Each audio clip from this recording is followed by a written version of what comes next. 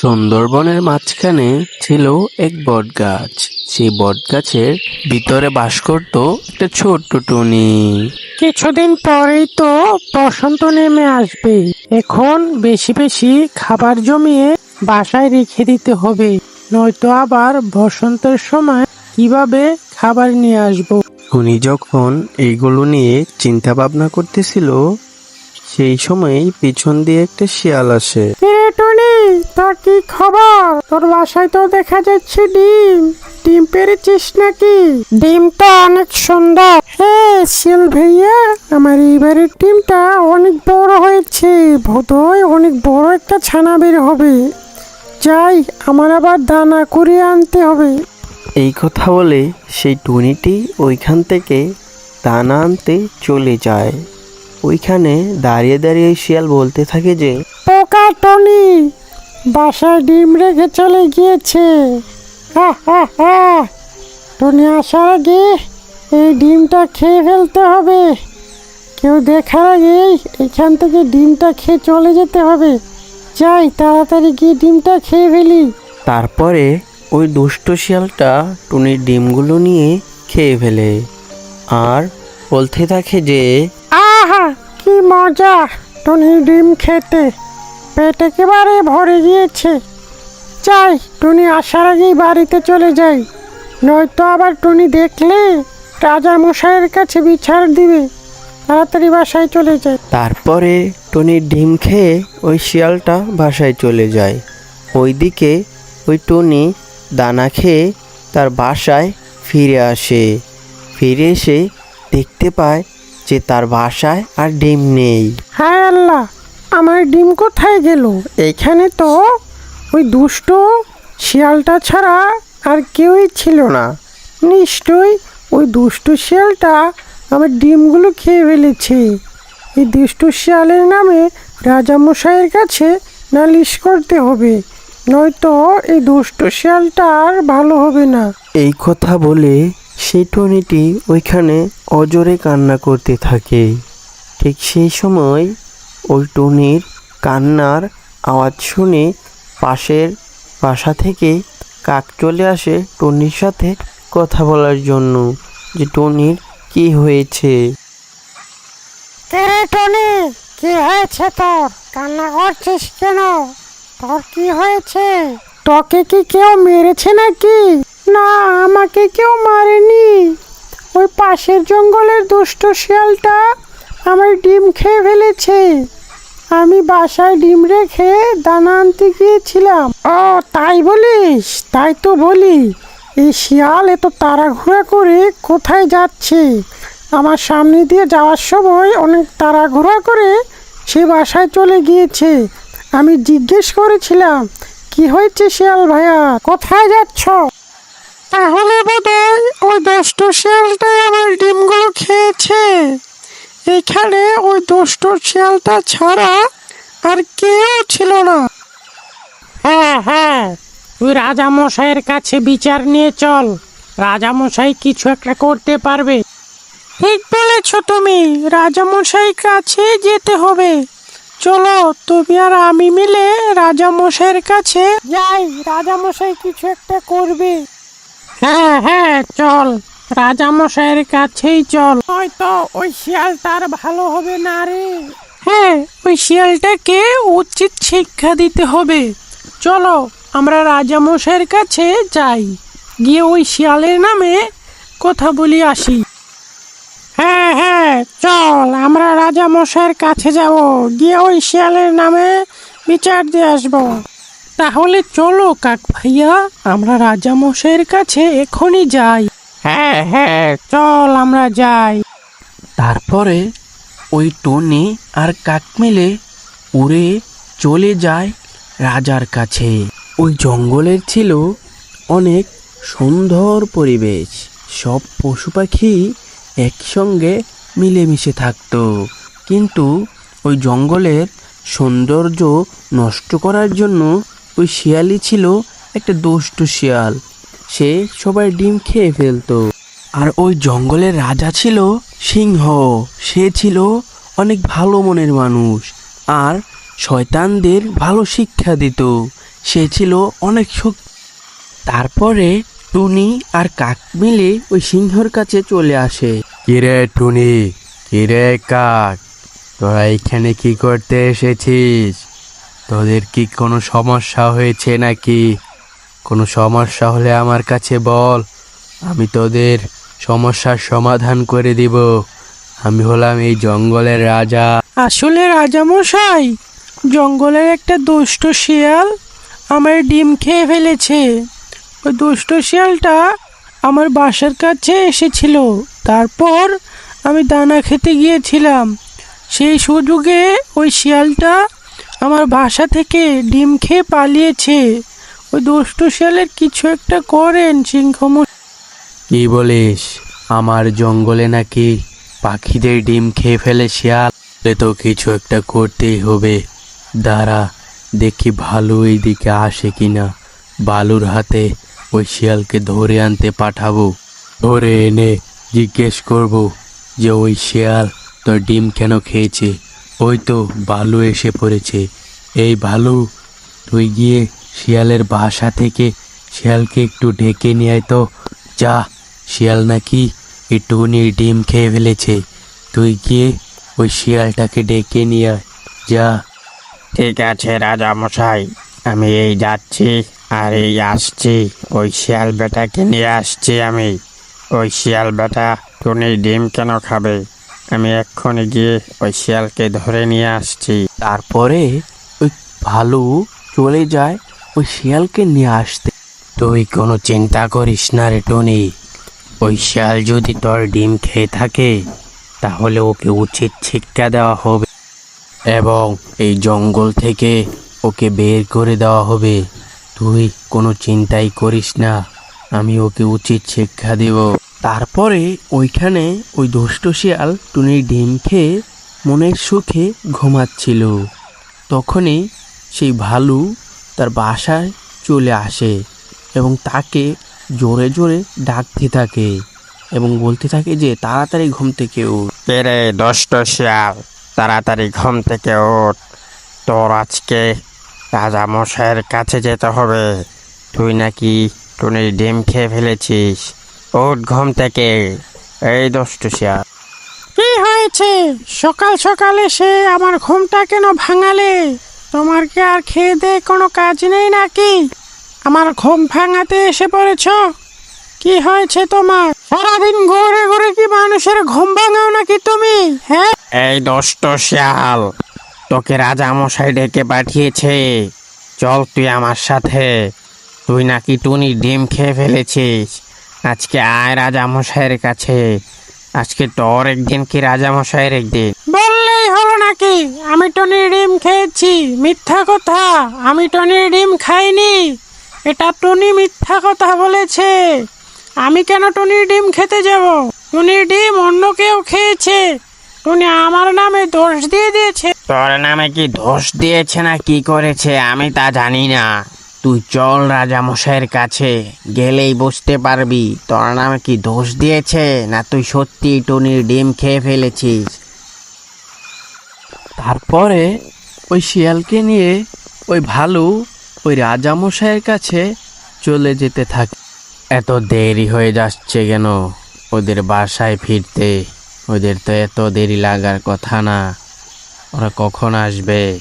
আমার মনে হয় ওই ভালু ভাইয়া ওই শিয়ালকে বাসায় পায়নি, নয়তো এতক্ষণে চলে আসতো ওরা। ওই শিয়াল মনে হয় এই জঙ্গল ছেড়ে পালিয়েছে। তারপরে ওই শিয়ালকে নিয়ে ওই ভালু চলে আসে। এই যে রাজামশাই, এই শিয়ালকে নিয়ে এসেছি। গিয়ে দেখি ঘুমিয়ে রয়েছে। ঘুম থেকে উঠিয়ে ওকে ধরে নিয়ে এসেছি। কিরে শিয়াল, তুই নাকি টুনির ডিম খেয়ে ফেলেছিস? তুই টুনির ডিম খেয়েছিস কেন? হ্যাঁ, জানিস না এই জঙ্গলে কেউ কারোর ডিম খেতে পারে না? তুই কেন এই টুনির ডিমগুলি খেয়ে ফেললি? মিথ্যে কথা বলছে এই টনি। ওকে বলো সাক্ষী দেখাতে। আমার নামে কোনো সাক্ষী আছে ওর কাছে? আমি যে ডিম খেয়েছি ও কি প্রমাণ দিতে পেরেছে? শুধু শুধু বললেই হলো নাকি আমি ওর ডিম খেয়ে ফেলেছি?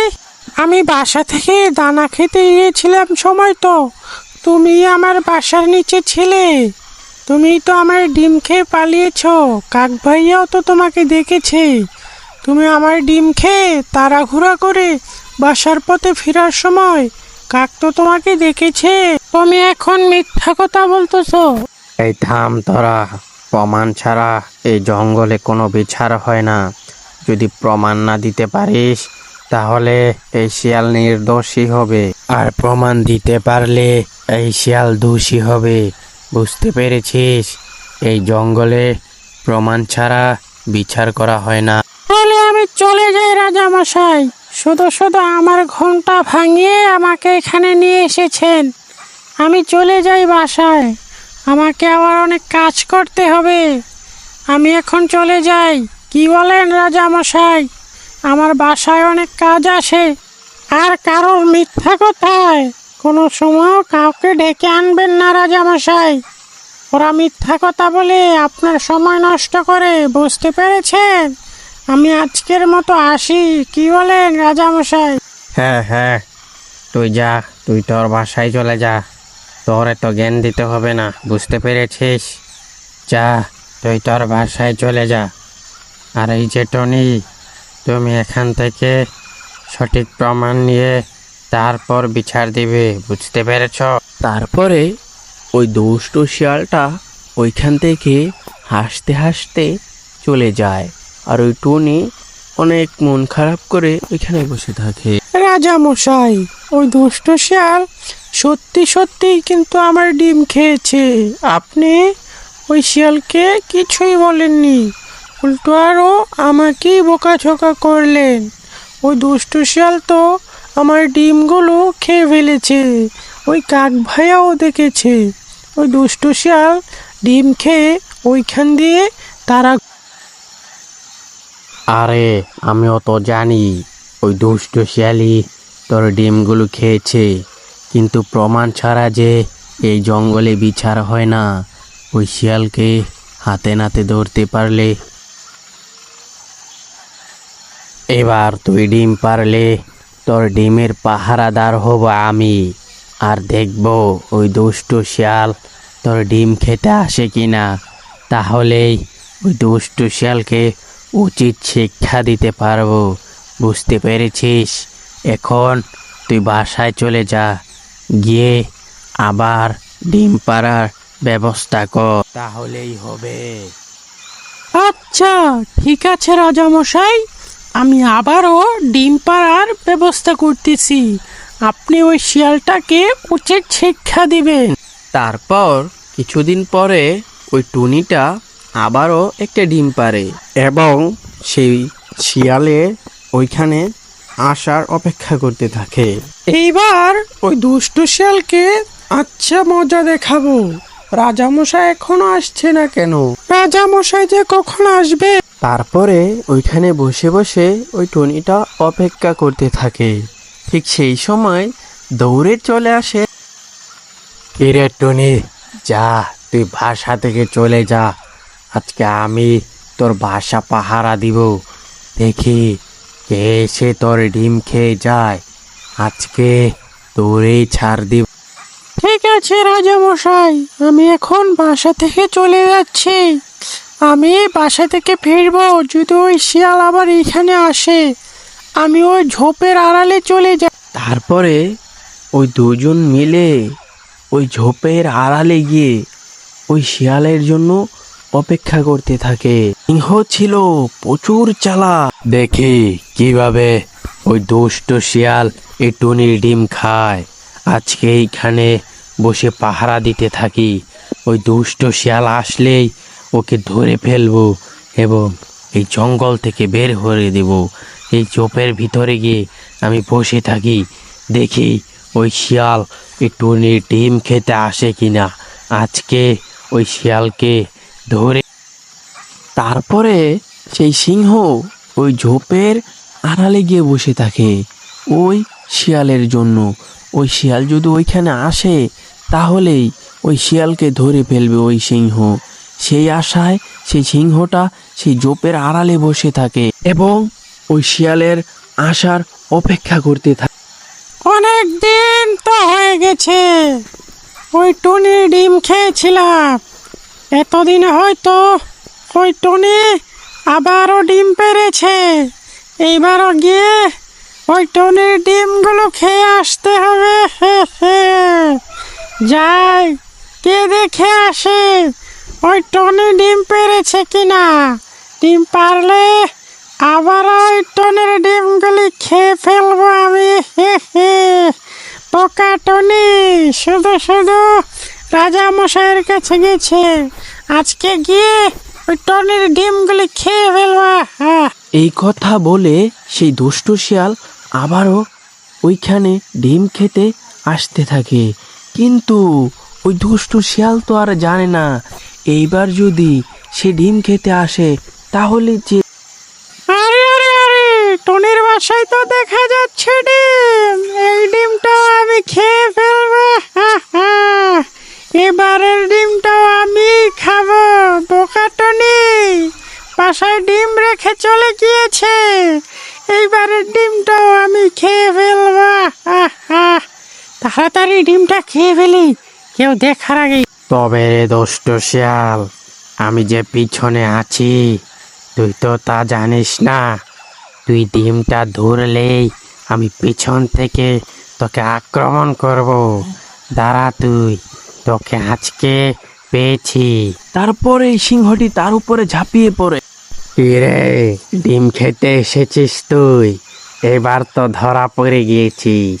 এবার কি করবি তুই? তোকে এবার লেজ কেটে এই জঙ্গল থেকে বিদায় করে দেওয়া হবে। তারপরে ওইখানে ওই টুনিও চলে আসে এবং সেই জঙ্গলের ভালুও চলে আসে। একে একে ওইখানে সব পশু পাখিরা এসে জড়ো হতে থাকে। ওই শিয়ালকে সবাই মিলে ঘিরে ফেলে। শিয়াল ধরা পড়েছে। এইবার এই শিয়ালের লেজ কেটে এই জঙ্গল থেকে বিদায় করে দেওয়া হবে। হ্যাঁ হ্যাঁ, এই দুষ্ট শিয়ালের লেজ কেটে এই জঙ্গল থেকে বিদায় করে দেওয়া হবে। এই দুষ্ট শিয়াল এই জঙ্গলে আর থাকতে পারবে না। এই জঙ্গল থেকে বের করে দেব। রাজা মশাই, আমাকে জঙ্গল থেকে বের করে দাও, ভালো কথা। আমার উপরে একটু দয়া করো, আমার লেজটা কেটো না। দয়া করো আমার উপরে দয়া করো, আমার লেজটা কেটো না। তোমাদের কাছে মাপ চেয়েছি আমি। না না, মিঠা কথায় কোনো কাজ হবে না। যদি টুনি বলে তাহলেই তোকে লেজ না কেটে ছেড়ে দেব। টুনি বললে তোর লেজ কাটবই। কিরে টুনি, কি বলিস তুই? না না, ও যখন ক্ষমা চেয়েছে তাহলে ওকে মাফ করে দাও। লেজ কাটা ছাড়াই ওকে এই জঙ্গল থেকে বের করে দাও। ওর লেজ কাটতে হবে না, ও যেহেতু মাপ চেয়েছে তাতেই হবে। ওকে শুধু এই জঙ্গল থেকে বের করে দাও। তারপরে ওই শিয়ালটা ওই জঙ্গল ছেড়ে চিরদিনের জন্য ওইখান থেকে চলে যায়। আর ওই জঙ্গলের পশু পাখিরা আবার সুখে শান্তিতে বসবাস করতে থাকে। তাহলে বন্ধুরা, আমাদের আজকের এই গল্পটা তোমাদের কাছে কিরকম লেগেছে অবশ্যই কমেন্ট করে জানিয়ে দিবে। বন্ধুরা, আমাদের চ্যানেলে যদি আপনি নতুন হয়ে থাকেন, আমাদের চ্যানেলটি সাবস্ক্রাইব করে পাশে থাকা বেল আইকনটি বাজিয়ে দিবেন এবং একটা ভিডিওতে লাইক করে